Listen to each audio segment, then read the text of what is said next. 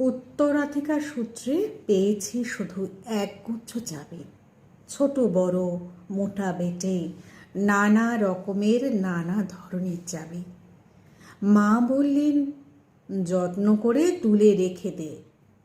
তারপর যখন বয়স বাড়ল, জীবন এবং জীবিকার সন্ধানে পথে নামতে হলো। পকেটে সম্বল শুধু সেই একগুচ্ছ চাবি, ছোট বড় মোটা বেটে নানা রকমের নানা ধরনের চাবি।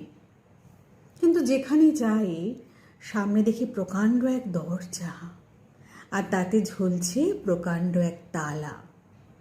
পকেট থেকে চাবির গুচ্ছ বের করি, এ চাবি সে চাবি ঘোরাই ফেরাই, লাগে না, খোলে না। শ্রান্ত হয়ে ঘরে ফিরি।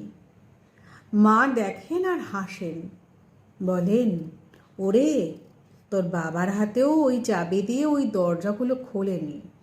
শুনেছি নাকি তার বাবার হাতে খুলতো। আসল কথা কি জানিস?